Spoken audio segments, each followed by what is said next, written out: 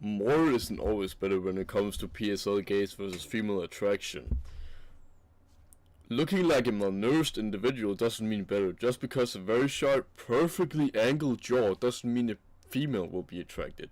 Extreme features like the top 1% of features creates a face that is striking, not attractive. It's about features that are rare and put into one individual. You have Hernan Drago or Jordan Barrett post-surgery. But female attraction is different from male gaze attraction. Remember James Sapphire? That poor guy pre-surgery was very high on the female gaze scale because his features signal youth and vitality. Not necessarily like PSL, it just looks striking, and also hollow cheeks necessarily attracted as much as you think. I've seen guys at boarding school pull hordes of bitches just because he had long fluffy hair and big red lips with cute looking eyes. Just like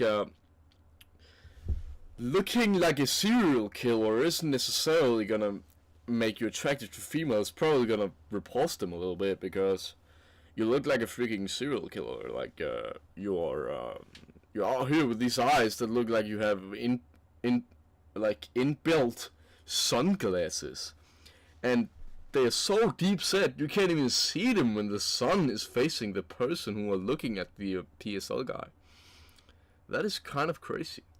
And that means that, yes, you get so much male respect for looking like someone that could kill them, but females aren't necessarily attracted to that. They are attracted to the bone structure. Sure, that's pretty attractive, but when it starts to look like it was meant to be in some kind of movie where it starts to look like Elias Dupuy or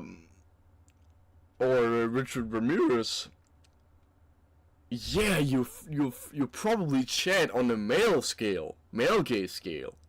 But in the real world, I don't think Elias Dupuy pulls that much bitches without having a status, some kind of status, because he just looks like he's gonna fucking kill you. He's gonna look like he's gonna kill a female.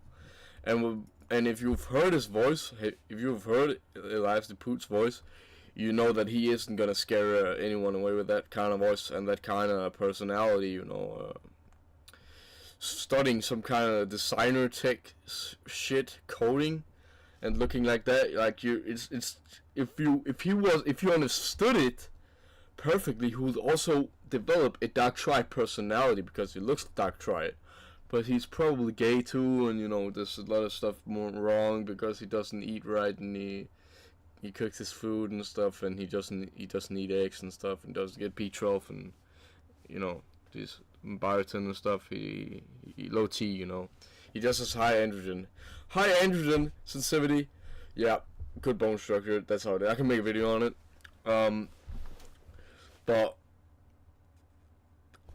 if we think in a female's mind, is she necessarily gonna be attracted to someone who looks like one specific archetype, like this, like archetype, or are they attracted to guys who actually have a little bit of like both cute and attractive masculine features?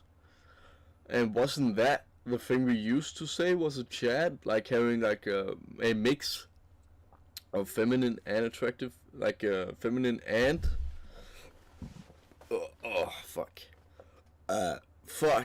having both like kind of worlds put together and not just looking like a motherfucker